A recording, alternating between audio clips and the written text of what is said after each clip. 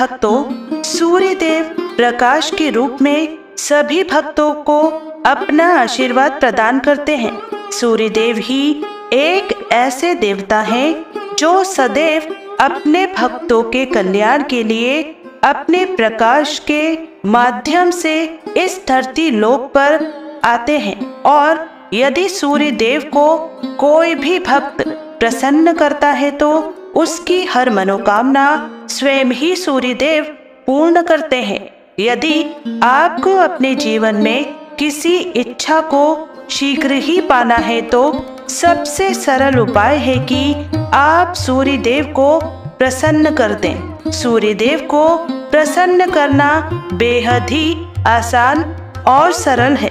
उन्हें सबसे अधिक प्रिय उनके मंत्र हैं। यदि आप उनके मंत्रों का जाप करते हैं तो सूर्य भगवान आपके जीवन में बहुत सारी खुशियां डाल देंगे जो आप हमेशा चाहते हैं। फिर चाहे वह धन का भंडार हो, अच्छे जीवन साथी की तलाश हो, बच्चों व परिवार का भविष्य हो, पैसों की चिंता हो, इन सभी इच्छाओं को स्वयं सूर्य देव ही पूरी कर सकते हैं। इसलिए जो मंत्र आज हम आपको बताने जा रहे हैं उस मंत्र का पूर्ण श्रद्धा के साथ पूरा 108 बार जाप या श्रवण करना है।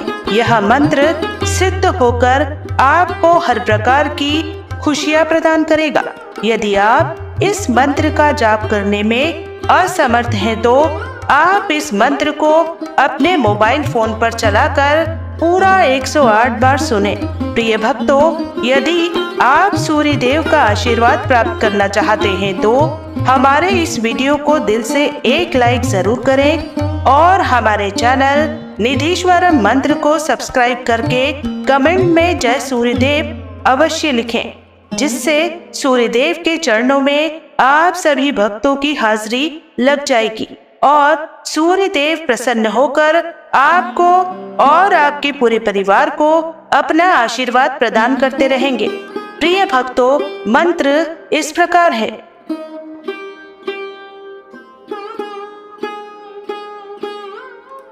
ओम ह्रीं ह्रीं सूर्याय भूतनताः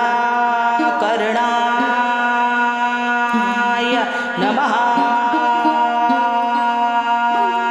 ओम ह्रीं ह्रीं सूर्याय भूतरत्नः कर्णाय नमः। ओम ह्रीं ह्रीं सूर्याय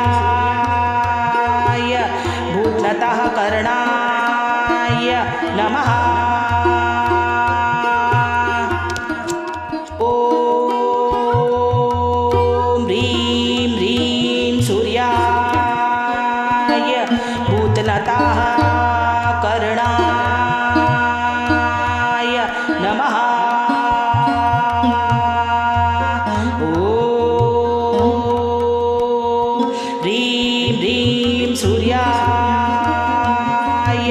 भूतरत्नः कर्णाय नमः। ओम ह्रीं ह्रीं सूर्याय भूतनतः कर्णाय नमः। ओम ह्रीं ह्रीं सूर्याय भूतनतः कर्णाय नमः। ओम ह्रीं ह्रीं सूर्याय भूतरत्नः कर्णाय नमः। ओम ह्रीं ह्रीं सूर्याय भूतनतः कर्णाय नमः। ओम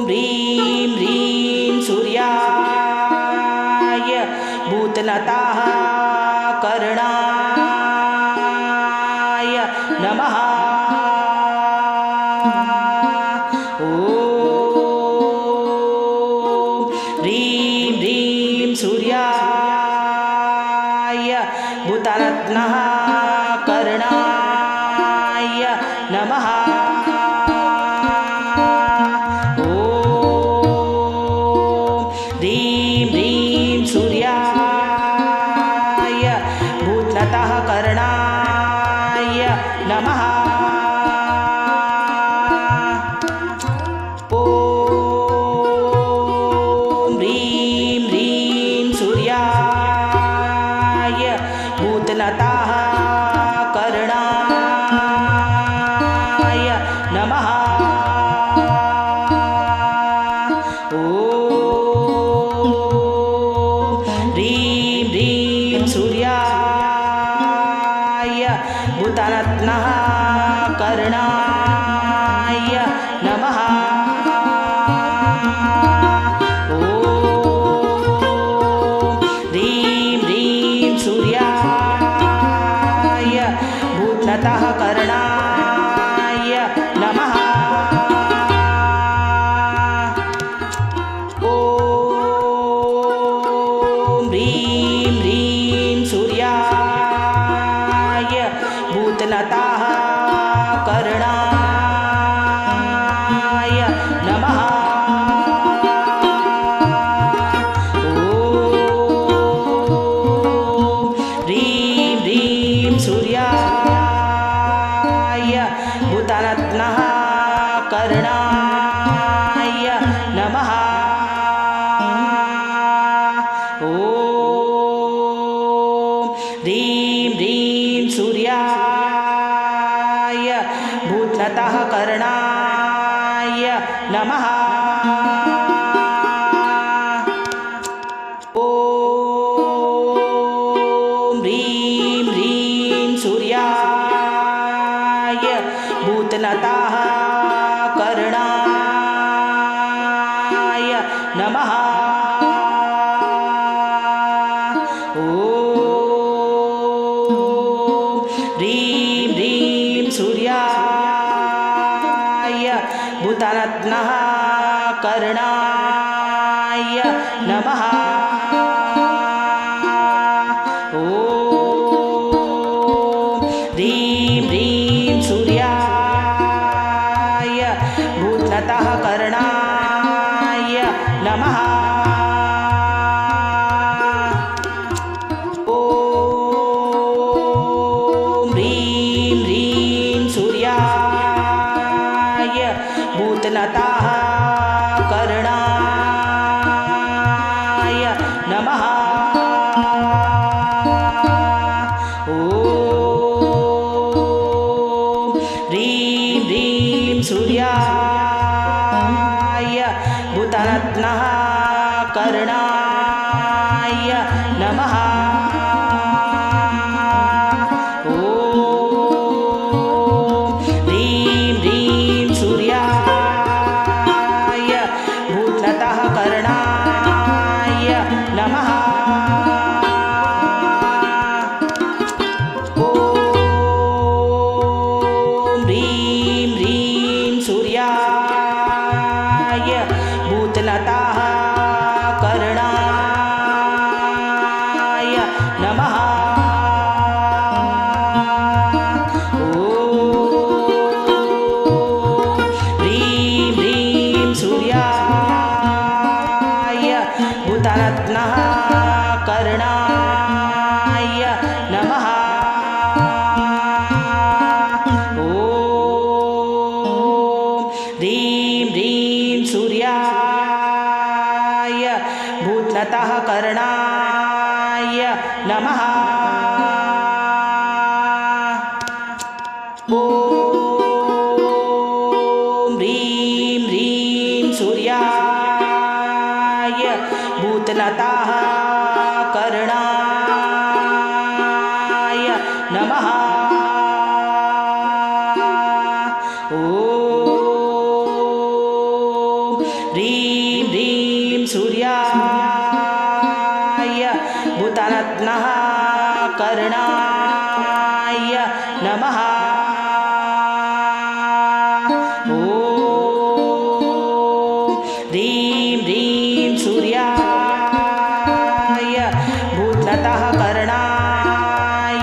नमः। ॐ ह्रीं ह्रीं सूर्याय भूतनताः कर्णाय नमः। ॐ ह्रीं ह्रीं सूर्याय भूतरत्नः कर्णाय नमः। ॐ ह्रीं ह्रीं सूर्याय भूतनतः कर्णाय नमः। ॐ ह्रीं ह्रीं सूर्याय भूतनतः कर्णाय नमः। ॐ ह्रीं ह्रीं सूर्याय भूतरत्नः कर्णाय नमः। ॐ ह्रीं ह्रीं सूर्याय भूतनतः कर्णाय नमः। ॐ ह्रीं ह्रीं सूर्याय भूतनतः कर्णाय नमः। ॐ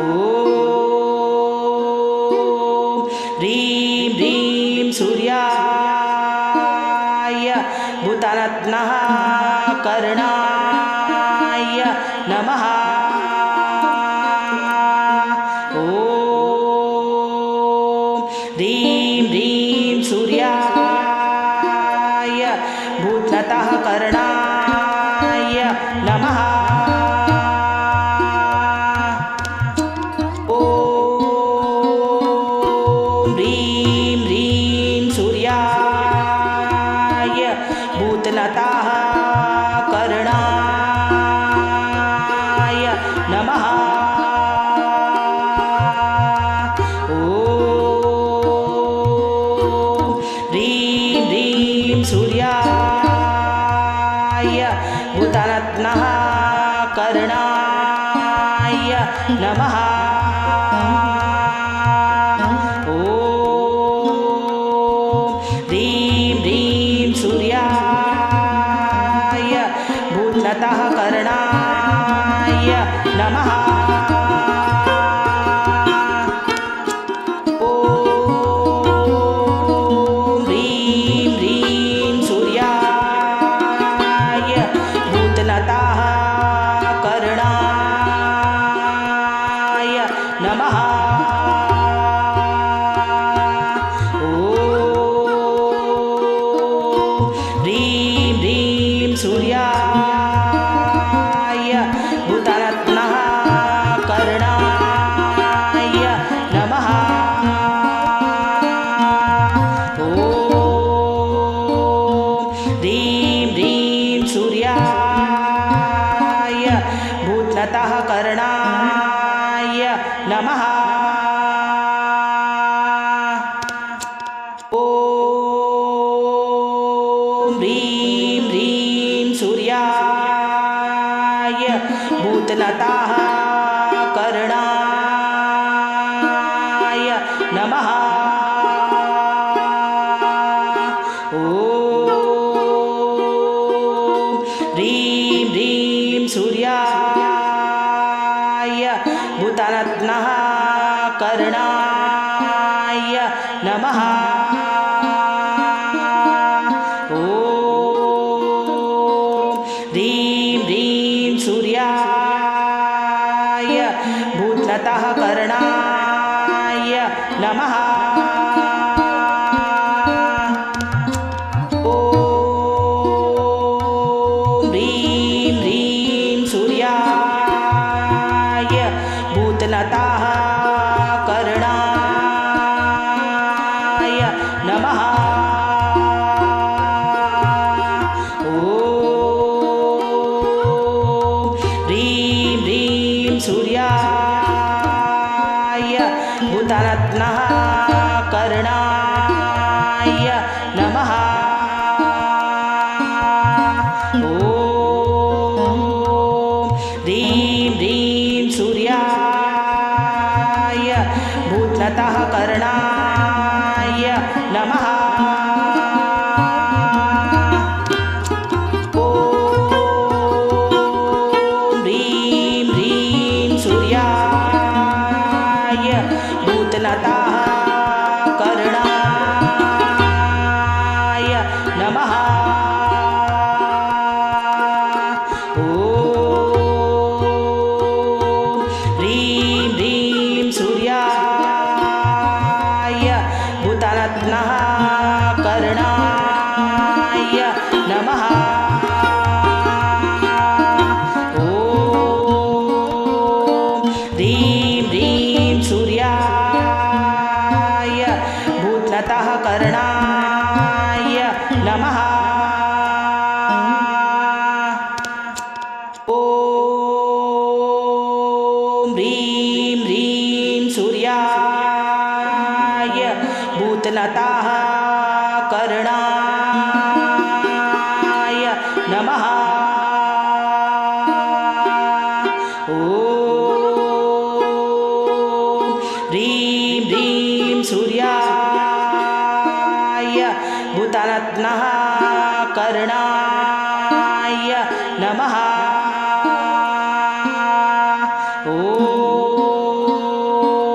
ह्रीं ह्रीं सूर्याय भूतनतः कर्णाय नमः। ॐ ह्रीं ह्रीं सूर्याय भूतनतः कर्णाय नमः। ॐ ह्रीं ह्रीं सूर्याय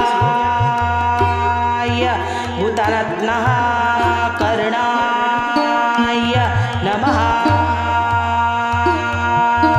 ॐ ह्रीं ह्रीं सूर्याय भूतनतः कर्णाय नमः। ॐ ह्रीं ह्रीं सूर्याय भूतनतः कर्णाय नमः। ॐ ह्रीं ह्रीं सूर्याय भूतरत्नः कर्णाय नमः। ॐ ह्रीं ह्रीं सूर्याय भूतनतः कर्णाय नमः। ॐ ह्रीं ह्रीं सूर्याय भूतनतः कर्णाय नमः। ॐ ह्रीं ह्रीं सूर्याय भूतरत्नः कर्णाय नमः। ॐ ह्रीं ह्रीं सूर्याय भूतनतः कर्णाय नमः। ॐ ह्रीं ह्रीं सूर्याय भूतनतः कर्णाय नमः। ॐ ह्रीं ह्रीं सूर्याय भूतरत्नः कर्णाय नमः।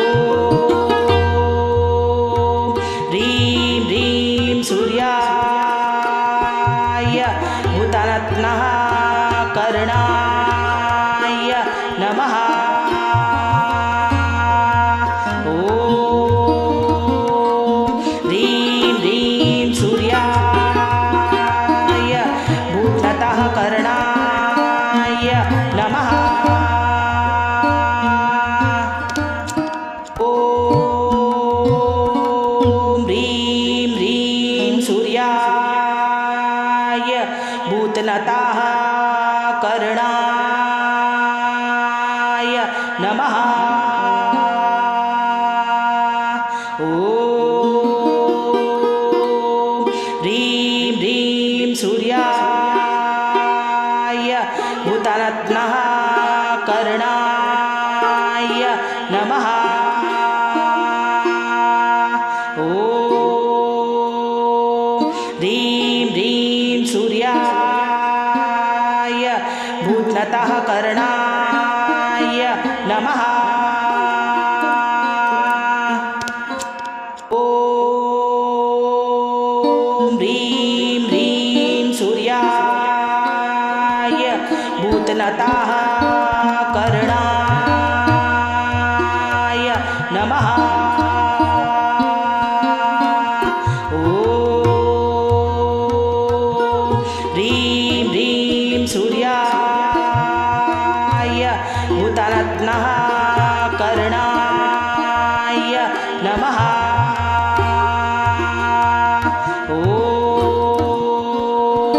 ह्रीं ह्रीं सूर्याय भूतनतः कर्णाय नमः। ॐ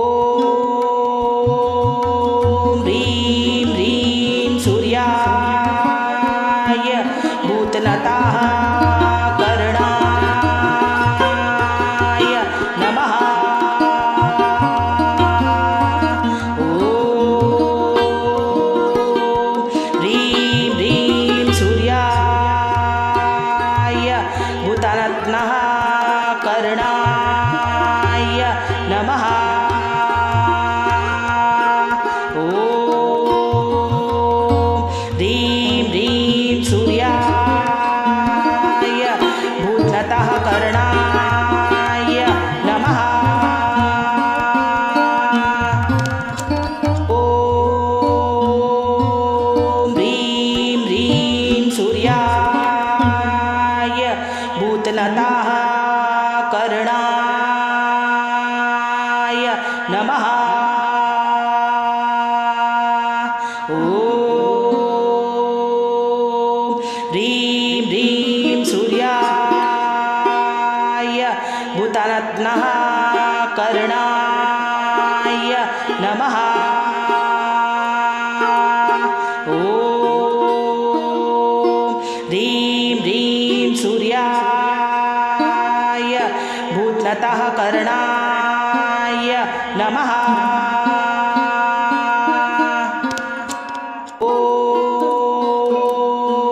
ह्रीं ह्रीं सूर्याय भूतनतः कर्णाय नमः। ॐ ह्रीं ह्रीं सूर्याय भूतरत्नः कर्णाय नमः। ॐ ह्रीं ह्रीं सूर्याय भूतनतः कर्णाय नमः। ॐ ह्रीं ह्रीं सूर्याय भूतनतः कर्णाय नमः। ॐ ह्रीं ह्रीं सूर्याय भूतरत्नः कर्णाय नमः। ॐ ह्रीं ह्रीं सूर्याय भूतनतः कर्णाय नमः। ॐ ह्रीं ह्रीं सूर्याय भूतनतः कर्णाय नमः। ॐ ह्रीं ह्रीं सूर्याय भूतरत्नः कर्णाय नमः।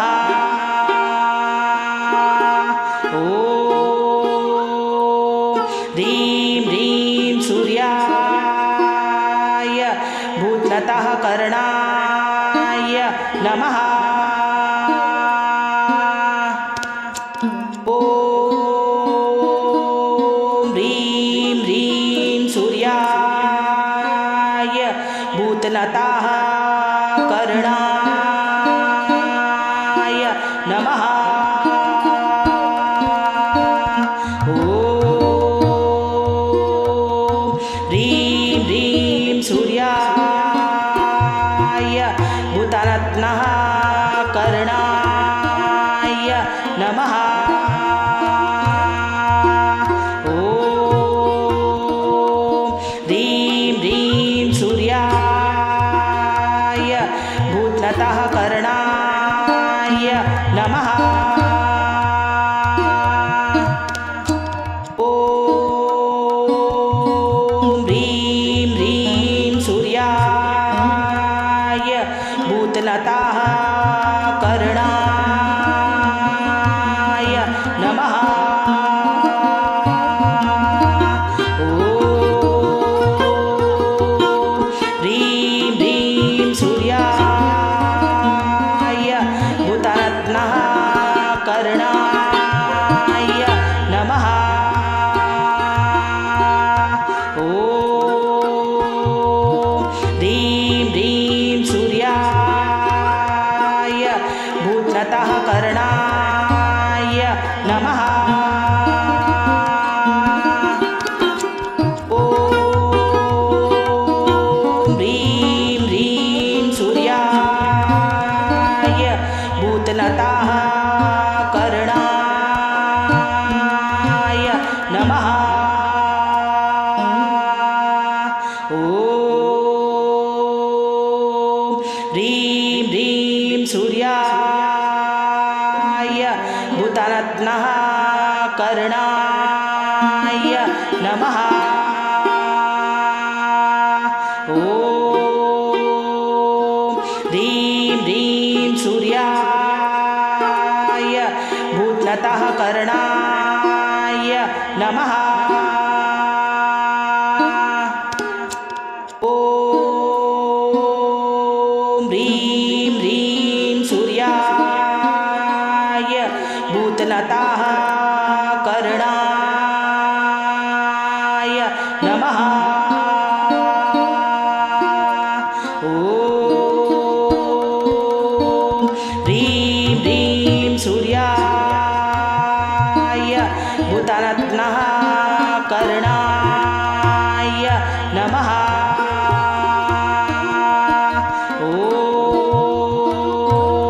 ह्रीं ह्रीं सूर्याय भूतनतः कर्णाय नमः। ॐ ह्रीं ह्रीं सूर्याय भूतनतः कर्णाय नमः। ॐ